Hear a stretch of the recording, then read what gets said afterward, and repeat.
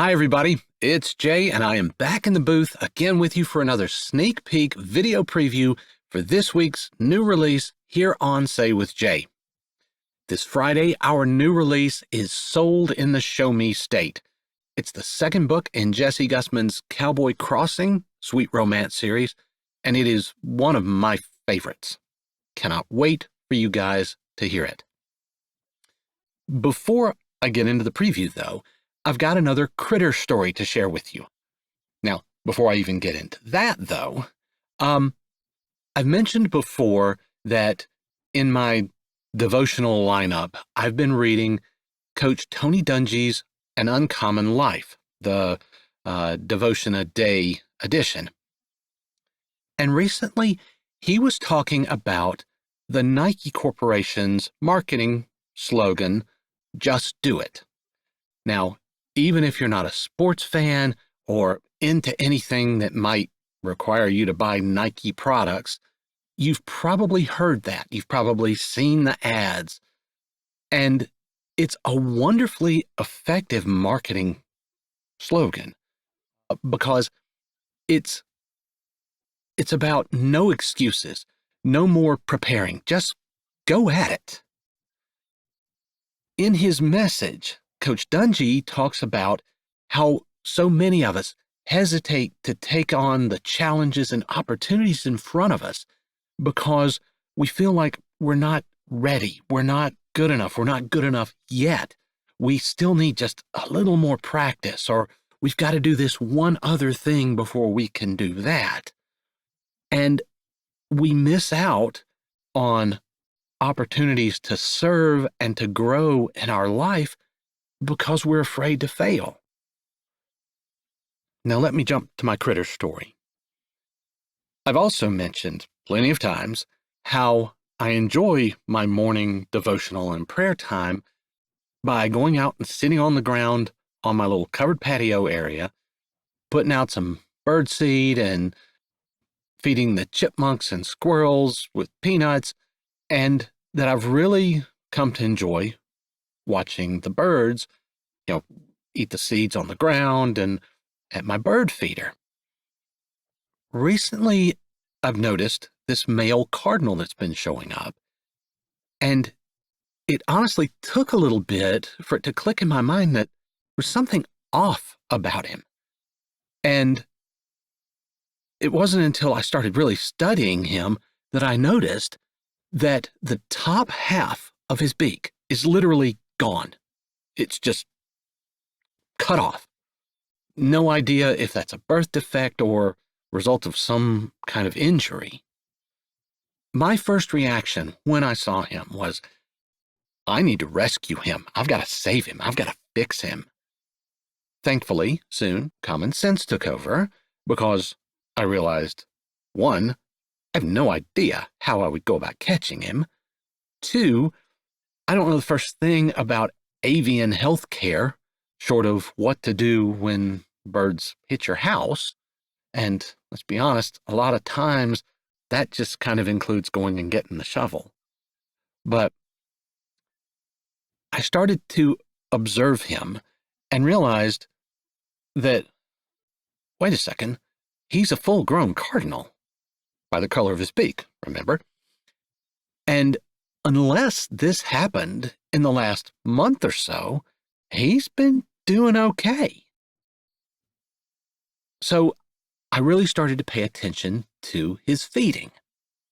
Now, cardinals are seed eaters primarily, and their beaks are designed exactly for that. They're short and cone-shaped so that they can peck up seeds, and then they move them to the back of their jaws where they use their strong, sharp edges to crush the seeds. Now, my little guy, obviously his problem is that, he can't peck the seeds when he doesn't have the front part of his beak. So he's learned to adapt. And he was also kind enough to visit me this past week and show off his technique for you guys. I mean, seriously, this is the only time he's done this. But as you can see, he's learned to practically lay his head on the ground to pick up the seeds, and from there, he's good. Now, when I saw this little guy, I knew I wanted to share him with you guys, and when I mentioned it to Jessie, her first thought was exactly what mine was, Matthew 10:29, which, granted, mentions sparrows and not cardinals, but I think it still applies. Are not 2 sparrows sold for a penny? Yet not one of them will fall to the ground apart from the will of your Father. Now, of course, the main point of that series of verses isn't really about the sparrows.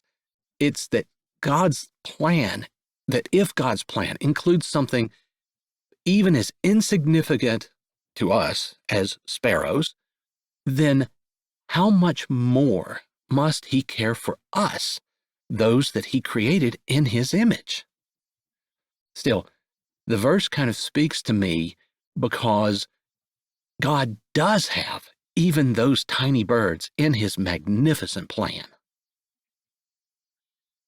And if God provides for this little bird with a deformed beak a way to feed himself and continue about doing his little bird jobs, then rest assured he gives us everything we need to take on the challenges and opportunities in front of us. He doesn't expect us to be perfect, and he knows we might struggle. But as Paul said in Hebrews 12:1, let us run with perseverance the race marked out for us. So today, be brave. Know that God loves you and that he's made us so that you are exactly ready right now for whatever challenge finds you. Or, as God might tell us today, just do it. Okay, so let's talk a little bit about Sold in the Show Me State. Sold in the Show Me State is the story of Chandler Hudson. He's one of the Hudson brothers. We met Clark in Best Friends in the Show Me State. And Chandler had left Cowboy Crossing and had become quite a successful movie star. He's decided to take a break from Hollywood between projects, and he's come back home.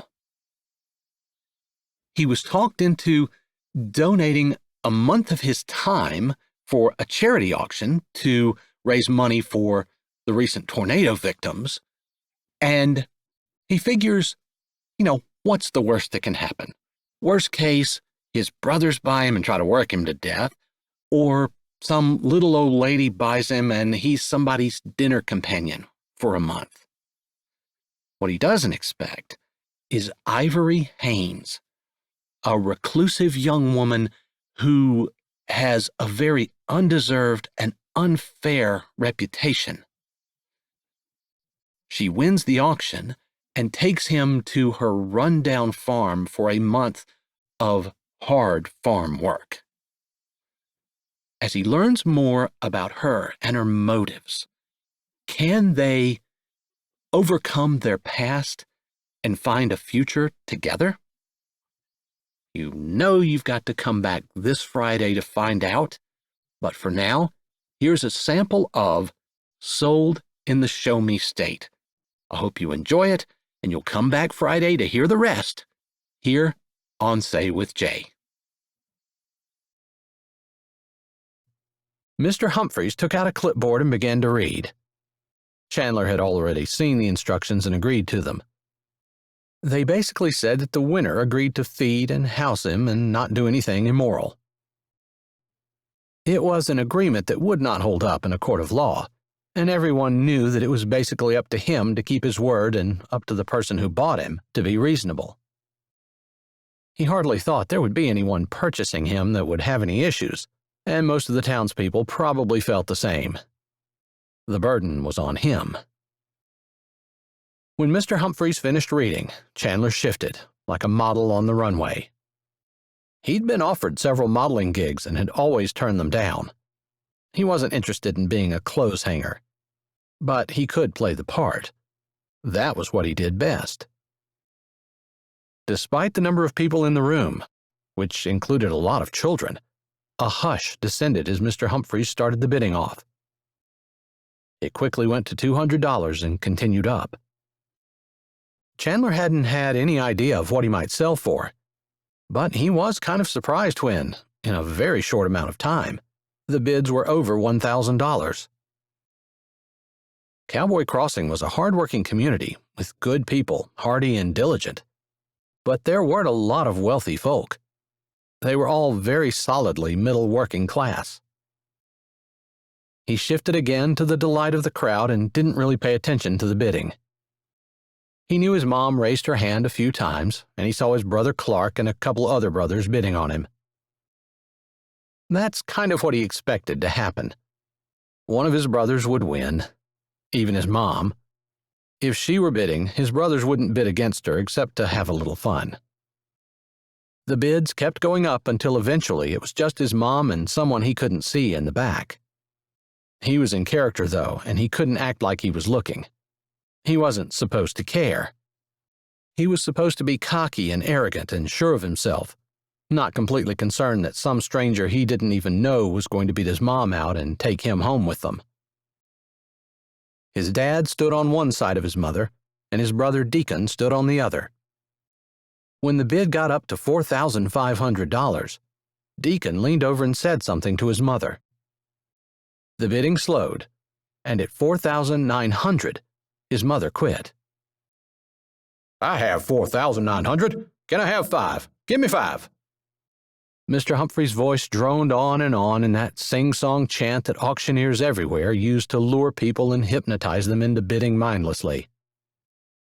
Chandler almost smiled at that. His mother would never bid mindlessly, and he was pretty shocked that she would have spent so much money to begin with. Normally, she was quite frugal. Living as a farmer's wife, she hadn't had much choice. Finally, Mr. Humphrey scanned the crowd one last time, then banged the gavel on the desk. "Sold!" There was a bit of silence from the crowd as everyone craned their heads, trying to figure out who exactly had bought him. Chandler was curious too, but his part didn't allow him to act it. He gave a cocky grin and looked at Mr. Humphreys. $4,900? Is that all you got for me? Man, I think I need to go back to Hollywood. Their pay is slightly higher." People were still turned around peering at the back, but the crowd laughed as he had intended. "But they don't love you like we do," someone shouted from the right side of the room. He couldn't see who it was, and it really didn't matter. They might think they loved him, but they couldn't, because they didn't know him. Suddenly, the energy in the crowd changed. It seemed that it was equal parts horrified, shocked, and dismayed. Slowly, like the Red Sea, it parted, and a small figure in baggy clothing walked through the opening. A hooded sweatshirt, big enough to fit him and at least 3 sizes too big for the thin person that was headed toward the stage, draped over narrow shoulders, even more narrow hips, and skinny thighs. At first glance, Chandler thought it was an old lady, since the hair falling out of the beanie almost looked white in the fluorescent lights. White blonde. Chandler's stomach felt like a boulder that had let loose from the top of the mountain, dipping and crashing and rolling. It wasn't a little old lady. It was the daughter of the town prostitute. Hi, this is Jay, and thanks for listening. If you're ready for another great audiobook, here's one we think you might like. Or check out the playlist with all our latest releases. Don't forget to subscribe to Say with Jay, give this video a thumbs up, and tell us what you liked in the comments.